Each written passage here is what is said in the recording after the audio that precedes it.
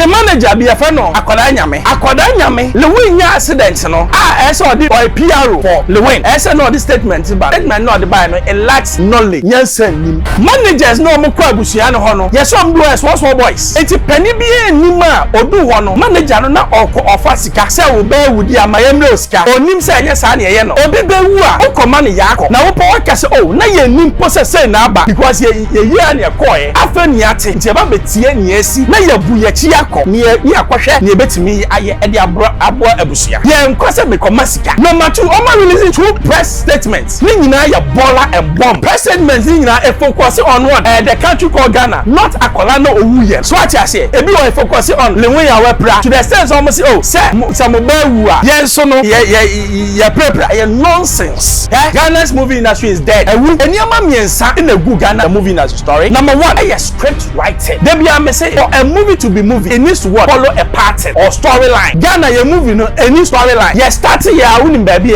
especially ye Kumawood no ye nkwa na ye from a gateman etimitia ne master reality is it that no watia no ni esre ye jimia ma ne broso eno ne ye ne storyline ye nim efo ne esesa number 2 ba casting na it means say role bia ni nipo betimi play role sa role ye do baby no ye ma me dokuno ekan o say me ma bre wasa o metimi ye those roles no Lilwin ba ko oye no ya kokora ono ya branch or say people said it's funny but it's not funny.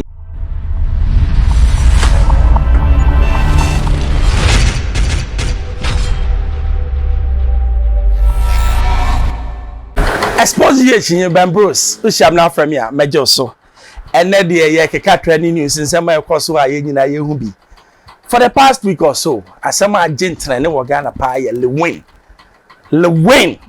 wode ka akobo bi a na oko premiere the country called Ghana na wonim say the country called Ghana movie crowd go premiere enye easy ene ya to say ya che no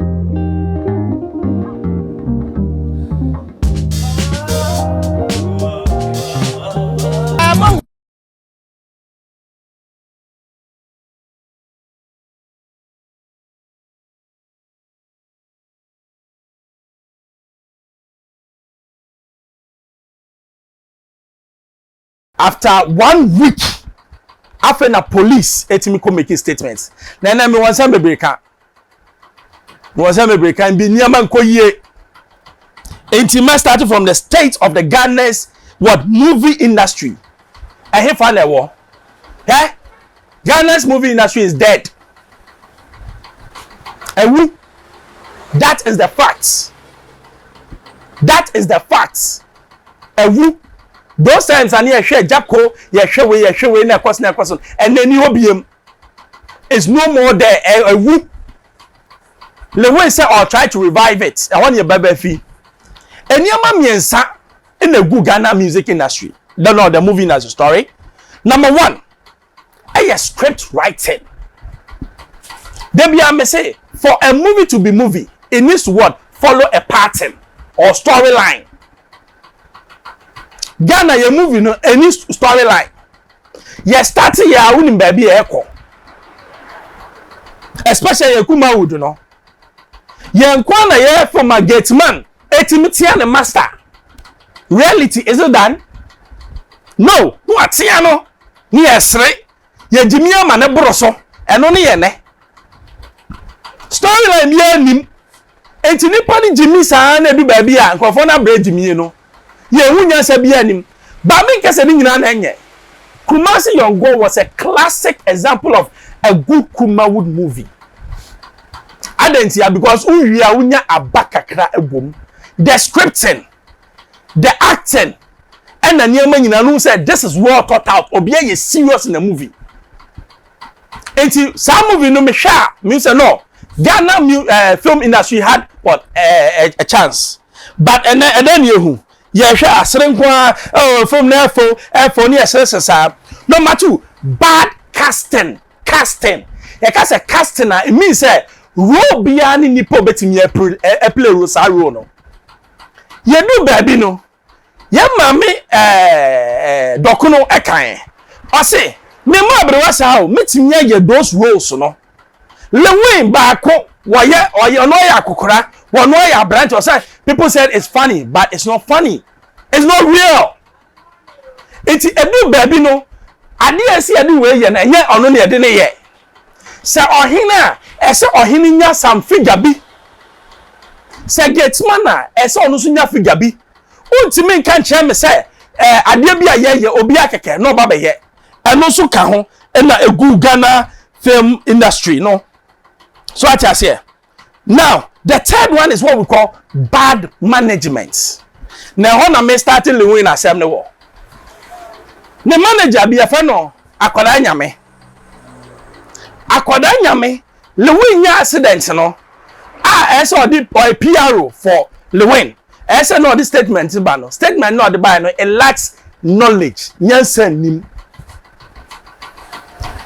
Managers no more kwabusiano hono. Yes, some boys, small boys. Enti pani bi enima odu ho no manager no na offer sika se wo be wudi amayemre osika onim se enye sa na ye no obi be wu a okoma ne yakọ na wo po wakase oh na ye nim process na aba because ye na ekoye afa ni ate nti eba betie ni asi na ye bu ye chi yakọ ni akohwe ni ebetimi aye ede abo abusia ye nkwase mekoma sika. Number 2, Oma released 2 press statements. Nina ya baller and bomb. Press statements nina a focus on what the country called Ghana, not Akolano Owuye no. So what I say, everyone focus on Lilwin Awepra to the extent almost oh say some bewa yenso no ye prepra. A nonsense. Someone will ban wo dan ka bon se ne tie. Yen fa ne say Lilwin assembly by no. One ten in tem, and I say problem to a winning tem. Actually, not here, no, a dear no ye as a star. Next uncle penny be. Maybe the enemy say, moving national money, put back one people a bunny pie, as of pra. Reverend pra. Omo bunny pa. It is our papa weapon who are pochino. And I can some patch come management no. Namunko say busia mamia. I can make credibility kakra. But my small boys na kwagina ho. Omudu one am see ye ba betu eska. E ti am so eska dia my 1 million. Now ye ba chire. Accîdent na Accîdent see and it take 1 week for the police to go and take statement from Lilwin. Is it that Lilwin is too big? Is it above the law? Ghana police are what there man ye. Because a see na not quickly no. Next time come ko take statements from Lilwin. Afen na mati say yache no. But bisa ho say yache because of the public outcry now. And now say e adwuma ne ye. Enkofo kasa, enti enko abi. Na enkofo mu say yenso no ya du ba bi and now say adwuma ne ye. So ati say enti enkofo no msawa ni omhu we Lilwin no omu nya professionals. Lilwin oba pepa mo omu nyina omu moawo. Omu nya enkofo mu do beko baby. Omanum kasa anya de. Enye kra. Na yemi say ho say akola no yes what back seats. But when ya me hold the brief for Lilwin. But back seat no no. Na ya born seat belt ana. Asem we me kra me guilty of me mat na me car back seat and my mom seat belt. But ideally, I saw body seat belt. Ebi so wa wo ko na akola no aso no gina car nachi o gina inside o no gina chi and so dangerous driving car bo break pa akola no we dia me nka se na esi ye no ba me kan ye nyina ye ho se akola te o ka mama ne ntina chire na body seat belt e ma akola so we gina car mu e ya ba se body dodo enkola no se obejimi ni asre ene ne e be bon ho ban no watena se no de we na ye eno so wo ho now asam ni kono me pa cho me asam ni back court it means say that blame Lilwin and I mean blame abusua no ba ne kan ye say ma emra enye adwuma ma atentene ne enye adwuma say Lilwin odi fa ma yehu say papa no so no anye bibi ni ya me yehu ebi mu kwa ka say yese ka ne tu mi ka dodo e nkwase ase mamo nka biem ka be ne ntu mi ka kura alacha etumnika enti obia sebe car no enye de na o drive ache so you should know how fast the car goes ade ba ko so hu ye ampese me kan wasem adenti na management ni ma Lilwin e drive that day no aka de no ya mana drive you ya drive ne koy because Lilwin at that time na a big day for him Kumasi how no fi ni penim no. It's a good management would have said, let somebody drive the car. Do you know why? Because you know near body so hey Lilwin na we are 1 year no akwa enkwasasem. Because yen nyina ye nkofo ye hu nipa na sabe ye jimie na ba ye ho moa no sorry. It's na nyese management come Lilwin e drive. When in Sambia mpesa wo dwe ho. Na asem de ye bedi achi expose. Ye nyanjae. Ye bedi achi every day be de ne be baba. Ene ya che no. Ye be hwe ne besi charge de bebo no court kro be kono ye be di achi akọ ne ehu charge de bebo no ne ehu say charge ne kra no say ne be kono I suppose ye chefem Ben Bruce who mi na from ya mejo so da se ne ye be sensia I'm out.